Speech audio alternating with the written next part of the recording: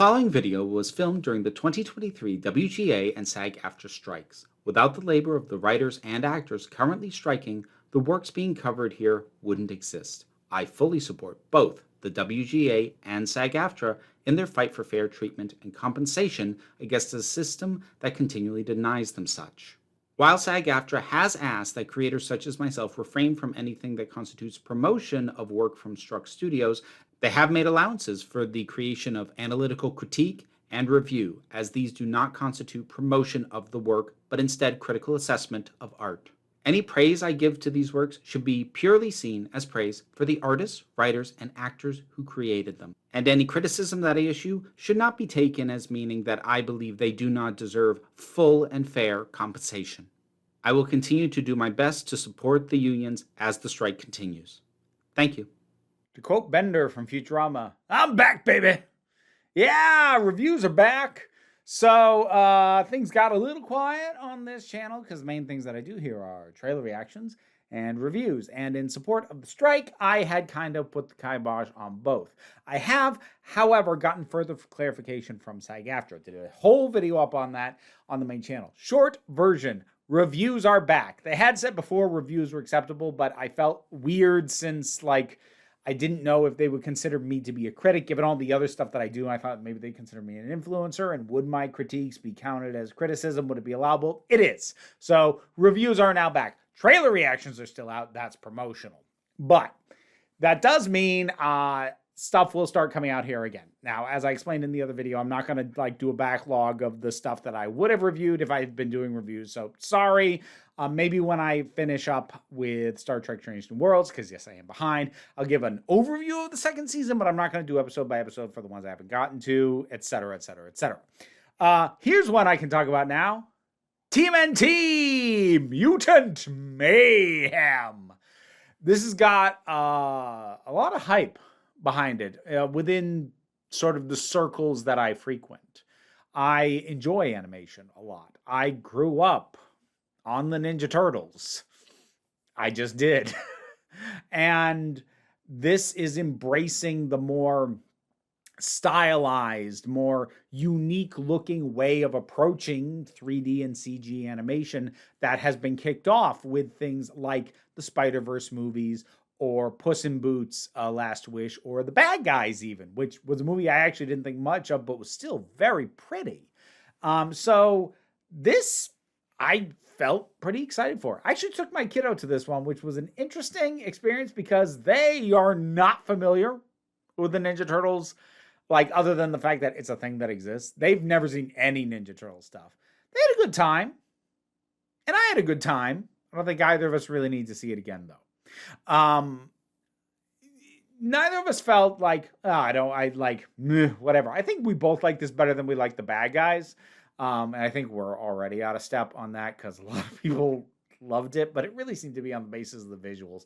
So, all right, a couple things about this. First is not my favorite take on the Turtles, but a completely valid one.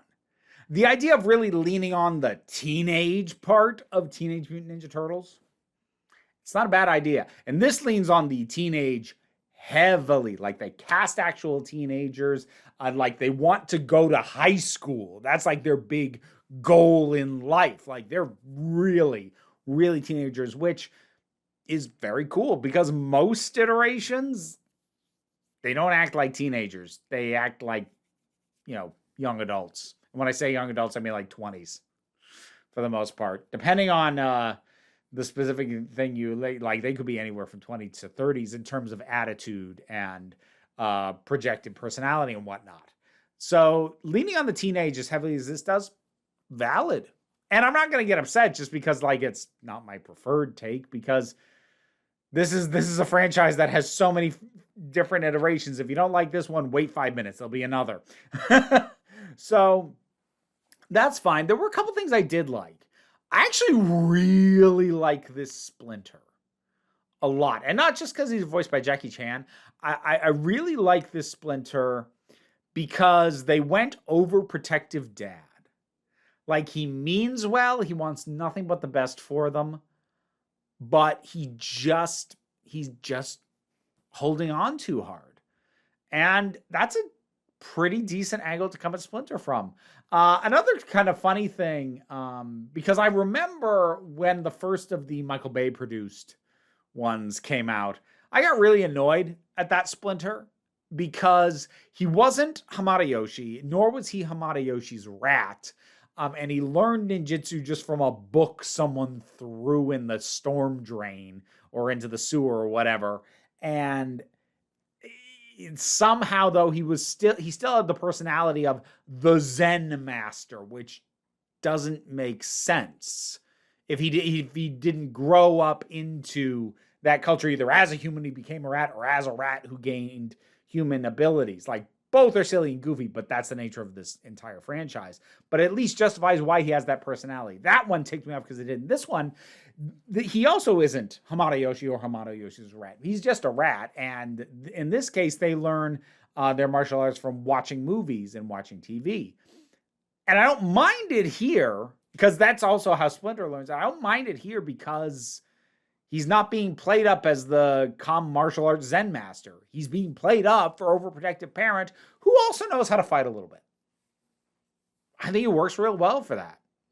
I like the Splinter a lot, actually. I think he's my favorite aspect of this. April's pretty good too, all things considered. Although,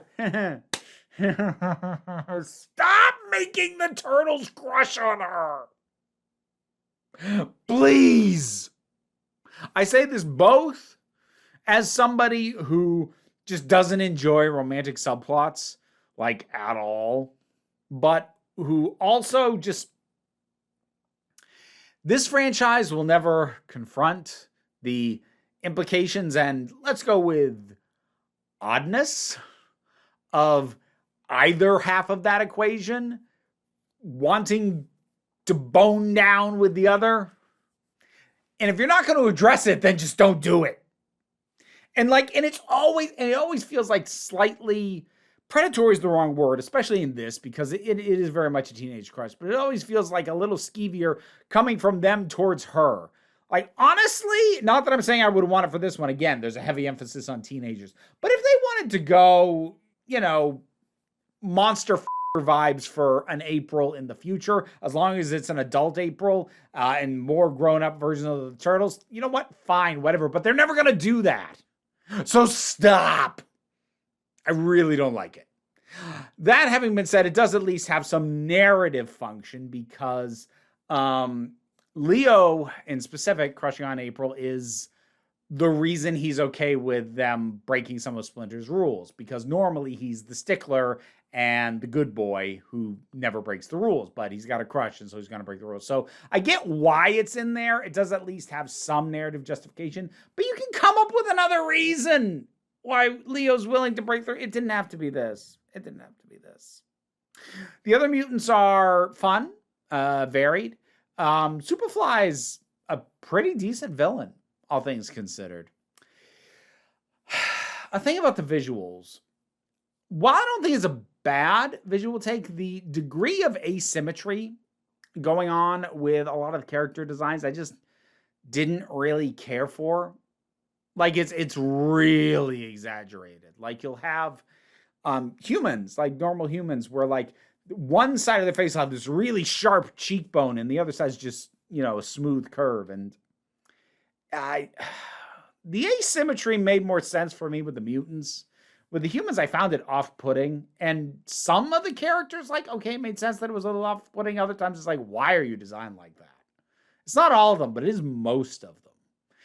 So I didn't love that. And the other thing is this thing's dark. I don't mean thematically, I mean visually. The color palette is very dark. And I do know why. There's two reasons why. One is logistical. Most of it takes place in the sewer or at night. And the other thing is there is a lot of use of sort of neon and glowing colors and making that pop. And that's a cool look. I'm not going to say it won't. Here's the thing. There's no individual scene that I can say, that's too dark.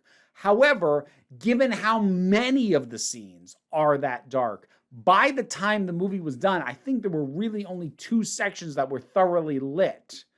The very, very end and the milking lab. If you've seen the movie, you know what I'm talking about. It's been out for a little while. If you were going to see it, you probably have. Those are really well lit. The most of the rest of the movie, it just isn't. And I felt like I wasn't following the action scenes in particular as well as I could have been because my eyes were tired trying to deal with all the darkness. I think it would have helped visually to vary it up and not have it be as dark across the whole movie as it is. At least for me, I am getting old, and that could just be part of it. This could be an old person shakes fist at cloud kind of situation. I don't know. I haven't seen anybody else bring it up, so it might just be me. But overall, like it was fine and it was fun. I wanted it to be enjoyable, and it was. It didn't blow my mind. It's not my new favorite TMNT movie. For the record, the original live action one still holds that crown pretty easily. But it is definitely a solid attempt with a solid concept and angle to come at this property from. I'm honestly glad it exists. I'm glad that a version that has this unique visual styling, even though it didn't always personally appeal to me, and that does the heavy emphasis on the teenage in a way that I at least haven't really seen happen otherwise. Yeah, I think that's a good thing to have around, even though I'm not sure how eager I'd personally be to jump at seeing a sequel, or I think they're actually doing a TV series continuation. I don't know. I'm not like I need more of this, but I'm kind of glad it exists, if that makes any sense. Oh well, Mutant Mayhem, what'd you think about it? Whatever your thoughts are, drop something down in the comments. Let's talk about it. Patreon pays the bills. And any amount you can help me out there is of great assistance. But even if you can't, like, share, subscribe. It all helps me out, but don't worry too much about it. We take a relaxed attitude around here, so you can come on back next time you need a break. A special thanks to my highest supporting patrons, Robin Moore, Zubin Lutfula, Tarak, the thing that goes doink in the anime, Ruth, Oliver B., Solitary Pictures, Ulrich Bogdan, Melinda Walters, Jen, Auntie Kate 808, Becky Sparks, Pernobulax the Poodle, Robin Powell, Tracy Scrabbit, Angry Casperl, Adam R.D.L. Taylor, Dave Hall, and Rosalind Bennett. You'll see a bunch of other names down there as well. There's plenty of things to get on the Patreon, and yeah, you can hear me attempt to say your name without embarrassing myself. Check out the rewards, and thank you for everyone who supports this.